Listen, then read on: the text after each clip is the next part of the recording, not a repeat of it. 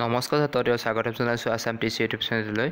মই যেবাৰ মাজলৈ লৈছোঁ ক্লাছ 10ৰ অসমীয়াৰ বৰগীতৰ শেষৰটো পাৰ্টটো। ইয়াৰ আগত 5টা পাৰ্ট দিছোঁ, যদি চোৱা নাই চাব।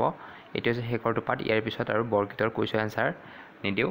পিছত হয়তো কেতিয়াবা ইম্পৰ্টেঞ্চ কুৱেশ্যন বিচাৰি পালে মই দি দিম। ইয়াত প্ৰায় শেষ বুলি ধৰিছোঁ। ইয়াৰ পিছত মই ইয়াৰ বাকী লেচনবোৰৰ কুৱেশ্যন এনচাৰ দিম, তোমালোকে ভালকৈ শুনি যাব। 6 নম্বৰ, প্ৰসংগ সংগতি দৰ্শা ব্যাখ্যা কৰা। ক, খনক খনন যোগী যাহাকো ধিয়াই সকলো নিগম যাক বিচাৰি নাপায়। উত্তৰ, উক্ত কবিতাফাঁকি আমাৰ পাঠ্যপুথিৰ অন্তৰ্গত শ্ৰী শ্ৰী মাধৱদেৱৰ দ্বাৰা ৰচিত বৰগীত নামৰ কবিতাটিৰ পৰা তুলি দিয়া হৈছে। হৰিৰ চৰণ যুগল লাভ কৰাটো যে ইমান সহজ কাম নহয়, সেই কথা ক'বলৈ গৈ কবিয়ে উপৰোক্ত কবিতাফাঁকি উল্লেখ কৰিছে। হৰিৰ মহিমা অপাৰ, তেওঁ পৰম ব্ৰহ্মা, তেওঁৰ মহিমাৰ কথা ব্ৰহ্মা আদি দেৱতাৰো অজ্ঞাত। খনক খনন পুৰুষেও তেওঁক ধ্যান কৰে, নিগম শাস্ত্ৰ তেওঁক বিচাৰি নাপায়, আৰু তেওঁৰ মহিমাৰ কথা কৈ শেষ কৰিব নোৱাৰি। এনেহেন পৰম মহিমাময় হৰিক উপলব্ধি কৰাটো সাধাৰণ ভক্তৰ বাবে তেনেই অসম্ভৱ।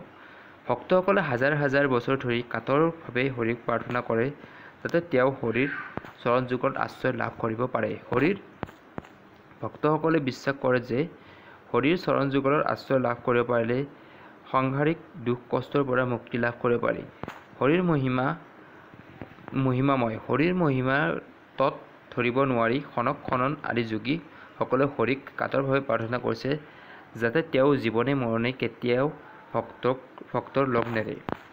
6 নম্বৰ, সহস্ৰ বয়নে যাৰ নাপান্ত সীমা, অধমে জানিও কেনে তোমাৰ মহিমা।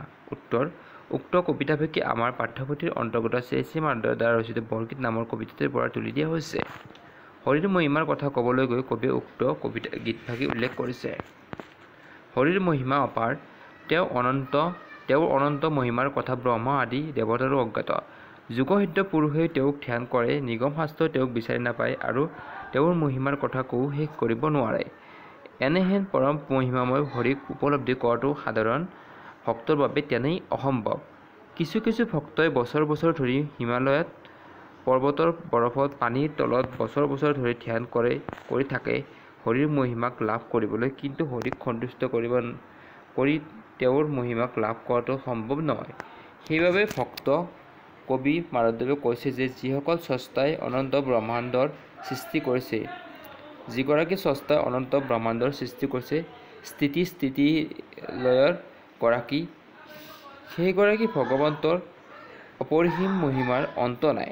ব্ৰহ্মা মহেশ্বৰ দেৱতাসকলৰো অজ্ঞাত হৰিৰ মহিমাৰ মাধৱদেৱৰ দৰে সাধাৰণ ভক্তৰ বাবে বুজাটো তেনেই অসম্ভৱ।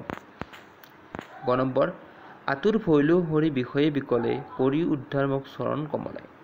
উত্তৰ, উক্ত কবিতাফাঁকি আমাৰ পাঠ্যপুথিৰ অন্তৰ্গত শ্ৰী শ্ৰী মাধৱদেৱৰ দ্বাৰা ৰচিত বৰগীত নামৰ কবিতাটিৰ পৰা তুলি দিয়া হৈছে। মায়ামোহত আবদ্ধ কবিয়ে মুক্তি বিচাৰি ভগৱানৰ চৰণত প্ৰাৰ্থনা জনোৱাৰ প্ৰসংগত উক্ত গীতফাঁকি উল্লেখ কৰিছে। পৰম ব্ৰহ্মা পৰমেশ্বৰ নিৰ্বৰ্ণ নিৰাকাৰ নিৰ্গুণ ব্ৰহ্মাই গুণৰূপে অৱতৰণ কৰি থকা জগতৰ তৰণৰ হেতু বিভিন্ন লীলা প্ৰকাশ কৰে। হৰিৰ ভক্তসকলে বিশ্বাস কৰে যে হৰিৰ চৰণত স্থান লাভ কৰিব পাৰিলে সংসাৰৰ মায়ামোহ বিষয় বাসনাৰ পৰা মুক্তি লাভ কৰিব পাৰি। ভক্তি কবি সংসাৰৰ মায়া মোহ বিষয় বাসনাত আবদ্ধ, সেইবাবে তেওঁ হৰিক কাতৰভাৱে প্ৰাৰ্থনা কৰিছে, যাতে হৰিৰ নিজৰ চৰণত কবিক স্থান দি এই সংসাৰৰ মায়া মোহ বিষয় বাসনাৰ পৰা উদ্ধাৰ কৰে। 9 নম্বৰ, তোমাৰ চৰণ দুই মোৰ মহাধন, ভকতজনে নিজ তুমি সেই জীৱন। উত্তৰ, উক্ত কবিতাফাঁকি আমাৰ পাঠ্যপুথিৰ অন্তৰ্গত শ্ৰী শ্ৰী মাধৱদেৱৰ দ্বাৰা ৰচিত বৰগীত নামৰ কবিতাটিৰ পৰা তুলি দিয়া হৈছে। ভগৱানৰ প্ৰেমত নিমজ্জিত ভক্তৰ বাবে ভগৱানে যি জীৱনস্বৰূপ, সেই কথা ক'বলৈ গৈ কবিয়ে উক্ত গীতফাঁকি উল্লেখ কৰিছে। হৰিৰ ভক্তসকল ভগৱানৰ প্ৰেমত একেবাৰে নিমজ্জিত। হৰিক বাদ দি তেওঁলোকৰ অন্য কোনো চিন্তা নাই। ভক্তৰ বাবে হৰিয়ে হ'ল জীৱনস্বৰূপ। ভক্তৰ বাবে হৰিৰ চৰণক বাদ দি সকলো ধন বিত্ত সা সম্পত্তি সকলোবোৰ অৰ্থহীন। হৰিৰ দুই চৰণ কমল তেওঁলোকৰ বাবে জীৱনস্বৰূপ। প্ৰকৃত ভক্তই হৰিৰ প্ৰেমত এনেদৰে নিমজ্জিত হয় যে তাতকৈ শ্ৰেষ্ঠ ভাল আনন্দময় কিবা থাকিব পাৰে বুলি তেওঁলোকে ভাবিবই নোৱাৰে। হৰিৰ চৰণ তেওঁলোকৰ বাবে অজস্ৰ ধন সম্পত্তিতকৈ অধিক মূল্যৱান। সেই দুই চৰণতে তেওঁৰ জীৱনৰ প্ৰকৃত সুখ আনন্দ আদি লুকাই থাকে।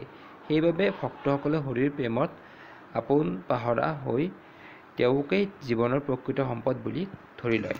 আজিৰ পাৰ্টত ইমানখিনি আছিল। নেক্সট মই ছায়েন্সৰ MCQ দিম। তোমালোকে নেক্সট মোৰ ভিডিঅ'ত ছায়েন্সৰ MCQ পাবা। তোমালোকে চেনেলটো ছাবস্ক্ৰাইব কৰি ৰাখিবা যাতে তোমালোকে MCQ পাই তোমালোকে যাতে লাভৱান হ'ব পাৰা। তাৰে আশা কৰি মই যে ইমানতে সমাপ্ত কৰিছোঁ। নমস্কাৰ।